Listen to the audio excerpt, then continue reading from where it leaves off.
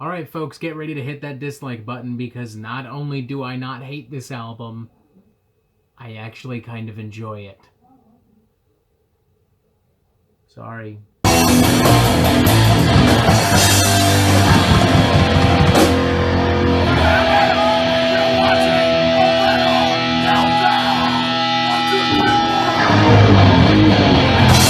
As the lead singer for both Slipknot and Stone Sour, Corey Taylor has been responsible for some of the darkest music to be released within mainstream rock and heavy metal. Writing about personal loss and tragedy, mental illness, extreme violence, self-harm, alcoholism, drug abuse, in turn leading to some seriously abrasive and deranged material in the form of records like Iowa, Volume 3, We Are Not Your Kind, The House of Golden Bones duology. He consistently puts so much of himself into his lyrics, into his vocals. His experiences very much flow through the blood of Slipknot and Stone Sour. For these reasons, truthfully, the most shocking thing about this solo album is not lead single CMFT Must Be Stopped, contrary to what many of you would like to believe. No. The most shocking thing about this album is, in fact, how fucking happy Corey Taylor is on this album. He sounds absolutely elated across this thing. He is brimming with energy and enthusiasm. I can practically picture him running around the studio with guitars and microphones like a kid in a candy store. He's not writing about the death of a longtime friend or reflecting on a life of abuse and torment. He's writing about rock and roll and how much he likes rock and roll. And man, isn't it fun to party and to have fun and to rock and roll? He sounds and acts like the weight of the world is off his shoulders and he's only now finally free to do whatever he wants on a record. And sure, I will concede that as a result, CMFT is kind of all over the place and inherently somewhat incohesive, even outright corny, silly as fuck in some very key moments. But honestly, that's all secondary as far as I'm concerned, because the main draw of the record is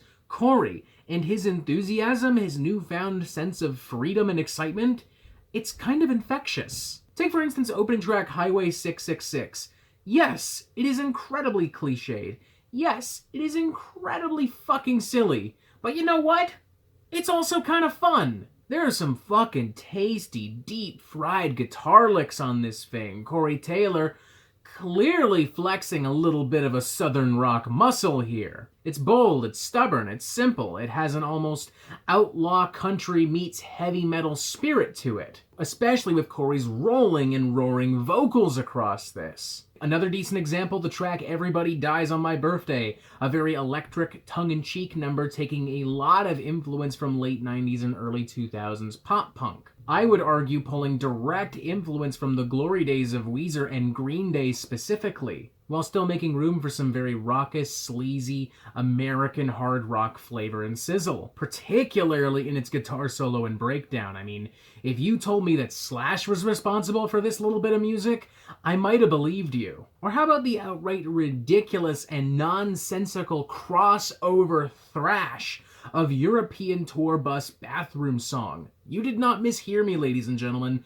There's a straight-up crossover thrash metal song on this album, and honestly, it's a fucking banger. Straight up, old school, late 80s, suicidal tendencies, Sacred Reich, SOD style, hardcore meets thrash metal. With stupid lyrics, machine gun riffery, and a particularly savage performance from Corey Taylor, who sounds 20 years younger on this cut. Let's put it this way, folks. You remember a few years back when we heard rumors about Corey Taylor and Anthrax working on an album together? Well, this frankly makes me want to hear a Corey Taylor-Anthrax collaborative record. I need that shit immediately. And yes, let's address the elephant in the room. KMFT must be stopped. Yes, it's stupid. Yes, it's corny. Yes, it's dated as fuck. And I love every fucking second of it. I do. I mean that.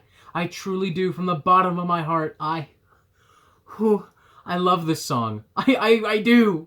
I really fucking do. It is the perfect level of stupid. Just like pure, white trash, chad metal, kid rock, ba with da ba da bang, diggy diggy buffoonery from start to finish. And I love it. I really do. It's got big chunky riffs, and it's stupid as fuck.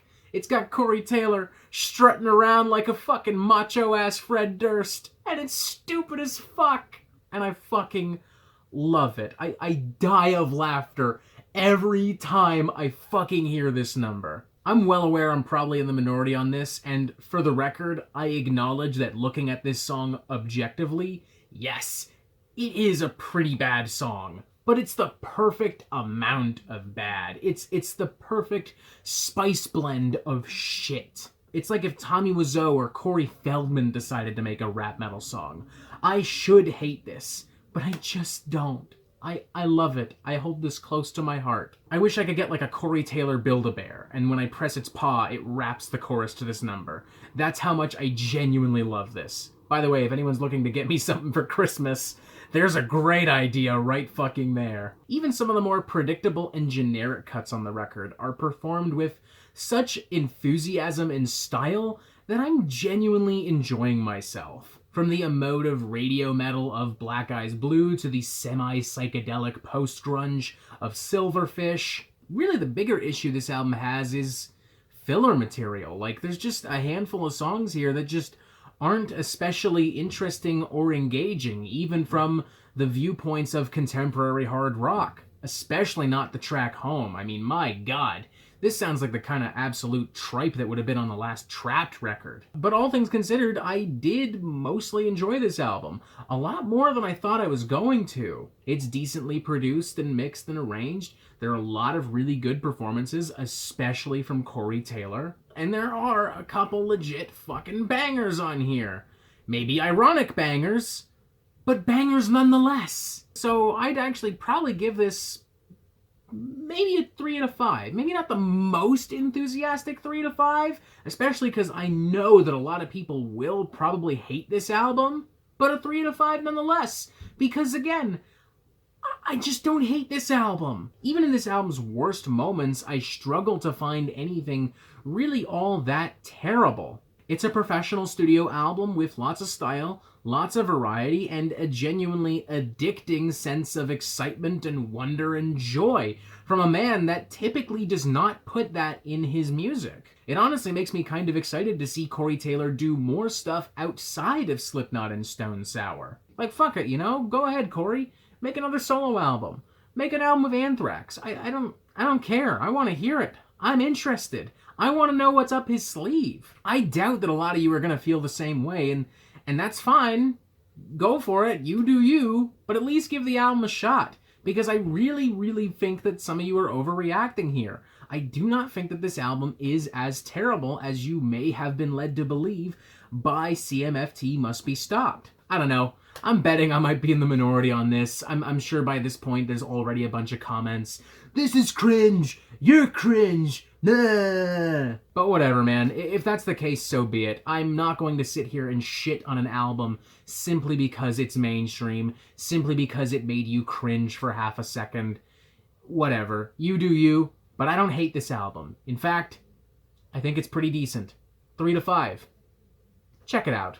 And that is it for the Metal Meltdown. I'm not an expert, nor do I claim to be, so what do you think? Do you like this record? Do you not like this record? And what do you want to hear from me next? And thank you for watching. Make sure you press subscribe right there so you get updates on the Metal Meltdown fucking immediately, and you have yourself a fantastic fucking day.